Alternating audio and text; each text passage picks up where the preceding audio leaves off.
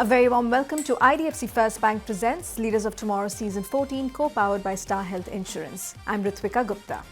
Now, when we talk about fundraising in India, it's often startups and unicorns that dominate the headlines. But beyond the startup ecosystem lies India's vast MSME sector, a segment that's driving employment, innovation and economic growth, yet finds it harder to access capital and connect with the right investors. The good news is that the landscape is evolving. Today, entrepreneurs aren't just looking at traditional fundraising and flashy valuations, they are placing greater emphasis on profitable, well-run businesses with strong fundamentals. Now, India's MSME sector is buzzing with opportunity, but navigating the funding landscape journey isn't always straightforward. What are investors looking for? What trends are shaping the market today? Discussing this today with me is Vishal Devanath, co-founder and CEO Smergers.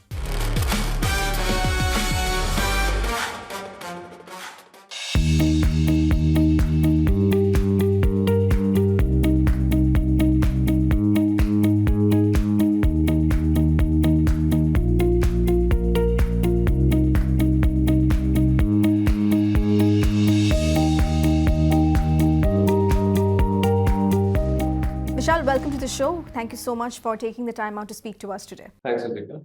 Happy to be there. So Vishal, I understand you have visibility into thousands of live SME transactions. Tell us about your platform Smergers and why you felt there was a need to build a marketplace specifically for SMEs. So basically, if you look at the global corporate finance ecosystem, right, there are two extremes. At one end, you have these large corporates, which are typically, if they want to exit, if they want to raise capital, you have these investment banks and large bulge bracket firms, assisting them with this. But on the other hand, you have these startups, which have a lot of accelerators, angel networks, angel investor networks, mentors, and even venture capital firms doing that for them. But at the center, which is basically the SMEs, right? That's a segment which is kind of being ignored. Typically, if an SME business owner calls an investment bank, they don't even receive it. They didn't receive the calls. They don't respond to the emails. And I was in investment banking before, and I had seen this in the first hand. But if you look at the businesses out there in the world, almost about 99% of the businesses fall into this bucket of SMEs or small and medium enterprises. So what do they do for their corporate strategy requirements? So that was the gap which we were trying to solve, and that is essentially what we wanted to build as an ecosystem for SMEs. So to kind of summarize it, for large companies you have investment banks. For startups you have angel networks and venture capital firms. But for SMEs, there's not much out there. And that's what we're building at Smergers. Absolutely, I agree, because we often hear about startup funding rounds making headlines. But SMEs, though they make up the backbone of India's economy, I don't think they get the same attention. From what you see on Smergers, are investors today giving traditional SMEs the same importance as high-growth startups, or does that gap still exist? Yes, the gap still exists. So SMEs are basically small and medium enterprises, right? But there's nothing small about them because they pretty much drive the economy. I think 30% of our GDP is from SMEs, 40% of our export is from SMEs, and almost about 60% of employment is actually generated by SMEs. So they contribute a pretty large, factor to our overall economic engine. But the traditional set of the conventional investors, which should primarily be our venture capital firms, private equity firms, do not really look at SMEs as a great investment opportunity. Even if they look at it, it's primarily on the medium-sized businesses or upwards of 100 crores is what they typically would kind of be interested in. But having said that, on Smergers, we are seeing a new emerging set of investors, which I would call strategic investors who are interested in the SME space. These are not people who are looking at the next unicorns or large institutional investments, but these are more like business owners, entrepreneurs, HNIs, industry veterans, CXOs, even family funds, family offices, and search funds, which are looking at stable, profitable businesses which actually generate real cash flows. And that's this category of investors. For them, they are more fundamental fit towards SMEs, and that's the kind of that's a segment which is actually interested in this particular space. So yeah, to kind of answer your question, the traditional, conventional set of investors Sure. still, don't really consider SMEs as a good investment opportunity. But there's a huge emerging class of investors, which I would say are looking at opportunities of investing into SME business. So, for an SME founder looking to raise capital, what are investors evaluating today? Of course, apart from the traditional set of things like having a great product or service, having a good customer database, recurring revenues, profitability, etc. The few other things which typically these investors would look at, and it becomes more important in the small business space, that would be having a trustworthy promoter. Typically for SMEs, the business is highly dependent on the promoter. So yes, having someone who's very trustworthy, who has a lot of integrity, is something which is critical for SME transactions to actually happen. That's the first thing which I would say is important. Apart from that, having built a system which is very process driven. Typically, most SMEs operate in a way where the promoter remembers the contacts, has the relationships, remembers how a person has to be billed, where it has to buy something from. Everything is it's in the mind, right? So an SME which actually has all these documented and has a process kind of built around this would be much more valuable for investors, because they know then that it's not highly dependent on the promoter. I think these two would be important things typically to consider beyond the regular things, which is obviously having great financials, clean books, making sure that everything is done in proper manner, recurring revenue streams, profitability, etc. So I'm not talking about the obvious things over here. I'm just pointing out what things investors typically look at beyond the hygiene factors. Now, Vishal, your platform offers a fascinating window into market sentiment. What are the biggest trends you're seeing today in SME deal flow? Are entrepreneurs looking to expand, raise capital, or increasingly considering exits? So I think it's a mix of everything. But if you ask me what trend excites us the most, I think it's succession planning or exits, which is something which we see very commonly at Smergers. In India and maybe even across the world, there is this huge set of baby boomer entrepreneurs who have built businesses for the last 20, 30, or even 40 years now. And their children are like, they're abroad, they're well educated, they're in different corporates, and they're well settled in their own careers. So typically they are not that keen on coming back and taking over the business. And many of these promoters actually don't even want the kids to come back and take over the business. They say that, hey, you're doing well in your career, so just stay where you are. But for these businesses, I mean, they're too profitable to just shut down, right? So that's where a marketplace like Smergers becomes important for them to actually come and look at a prospective buyer who could take up this entity, or look at a prospective strategic investor who could merge this company with their own company and grow this at a different scale.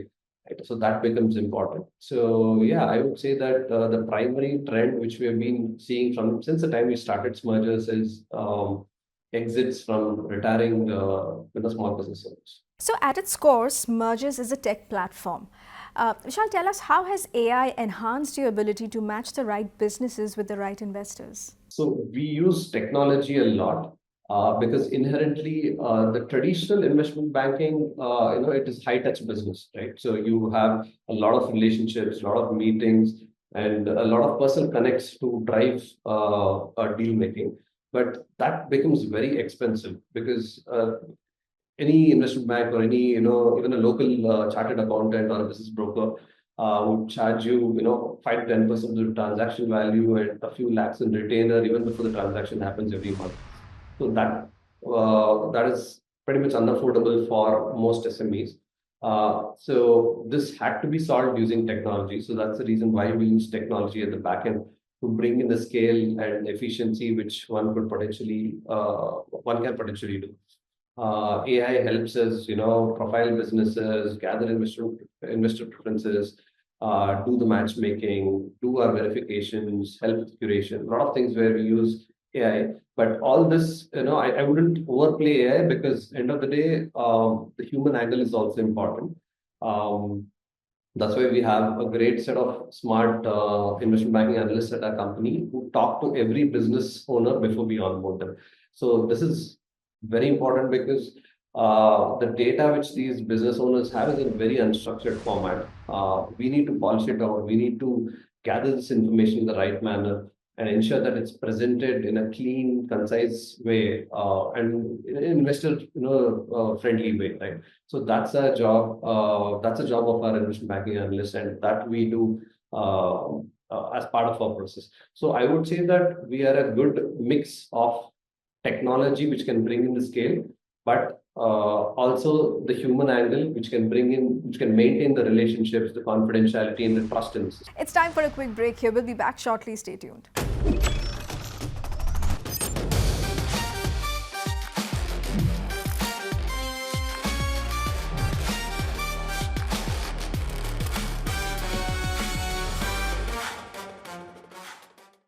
Presented by IDFC First Bank, always you first. Co-powered by Star Health Insurance.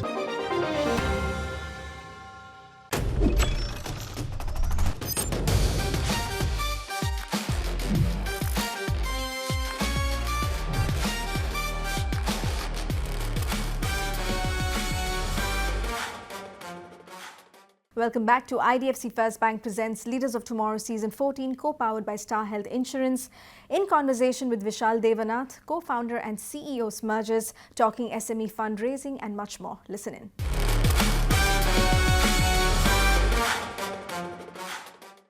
Conventional wisdom would suggest that tighter liquidity slows down deal activity. Yet your data indicates acquisition interest actually increases during such periods. What's driving this trend? Typically, you would say that if there's tighter liquidity, then deal making actually reduces. That's very true, but I would say that that's mostly for the larger businesses or businesses which typically, talked about in the media. That's generally true. But on the SME space, it's a little different, I would say. Primarily because of the reason that when liquidity tightens up, SME business owners, their intention to exit, their idea to kind of bring in new capital increases.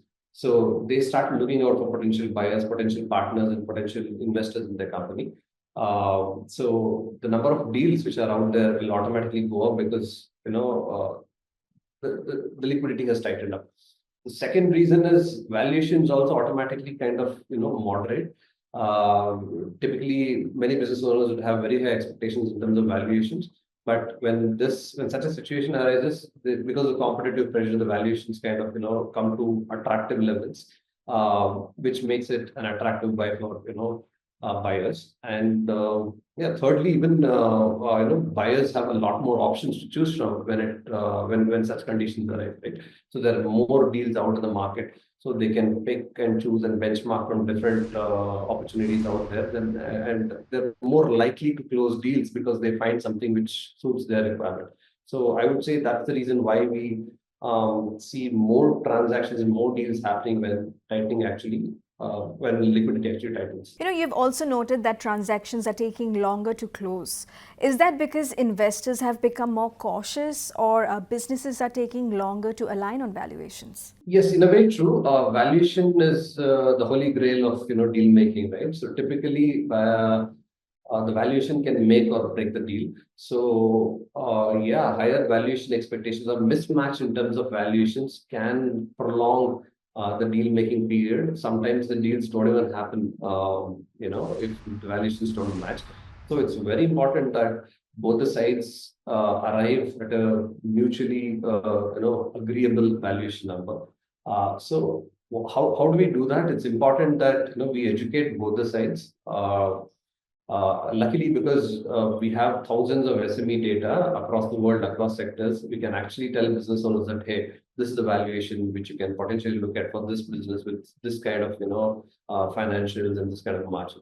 right, and risk growth levels. So we can actually give out that number and educate businesses that is the realistic valuation range which one can potentially expect for the business.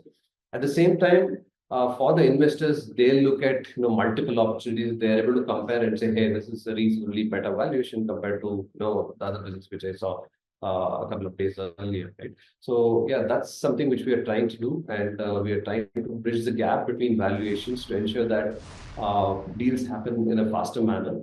But having said that, there have always been surprises. What I used to think would take at least 3 to 6 months for a transaction to happen. I have seen business transactions happen within 3 days, within 5 days. Such examples are also out there. So yeah, it's I think both ends of the spectrum we have examples. So manufacturing services and local trade businesses appear to be recovering at different speeds rather than moving in lockstep. Which sectors are currently showing the strongest momentum? Honestly, I don't have a clear, differentiation in terms of which sector has more momentum. I think I would say, I would still go back to my original answer, the previous answer of, exit planning and succession planning, right? That's the trend which I've commonly seen. I don't think I've not really seen this pattern across, vary across different sectors. So, Vishal, are you seeing more SME owners exploring acquisitions or strategic investors as a succession solution rather than simply passing the business to the next generation? Yes, definitely. Yeah. So we do see a lot of first or second generation entrepreneurs looking to exit or looking to plan out how the business is going to continue when they no longer want to be part of the business anymore. They probably want to reduce their exposure to the business, get involved less on a day-to-day basis, right? And typically their children, they themselves do not want children to kind of take on the business, or they feel that children are elsewhere in different areas and they don't want to come back try into this particular business. Such scenarios have increased quite a bit, and yeah, that's the trend which we have been seeing.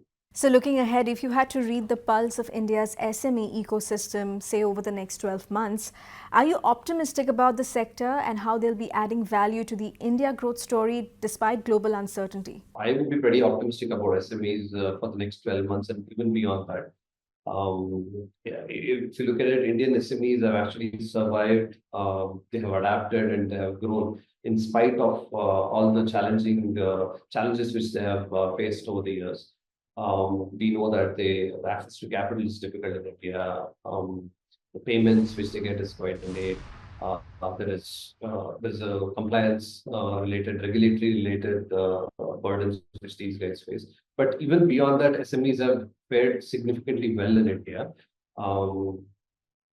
But I can only imagine if we can provide them a better ecosystem, which includes the regulatory side, working capital, all these things, right? They can actually do wonders. If you look at countries like Germany, countries like Taiwan, Italy, all these actually, they did really well in terms of their economy because of the SMEs. And I think we, as Indians, we have a good potential to do the same and replicate the same. In India also can do something similar. We have all the requirements to do something like this. We have a good set of entrepreneurs. We have the digital infrastructure. We have a young working force. And we also have global interest in India now with the global uncertainty. Right? Global uncertainty could be a double-edged sword. It could also help us get more business from other countries. Now many more countries are looking at India as a potential market to kind of diversify the risk. So I think it's important that we grab onto this and ensure that the next set of growth actually comes from SMEs in India and not just focus on the large corporates or the startups. So yeah, I'm pretty optimistic about the Indian SME ecosystem. It's time for India to unlock the full potential of its SME sector. Well, thank you so much for your time, Vishal. This was a really insightful conversation. Thanks, Ritwika. And with that, it's a wrap on this episode of IDFC First Bank Presents Leaders of Tomorrow Season 14, co-powered by Star Health Insurance. We hope you enjoyed the conversation. Thank you for watching. Goodbye.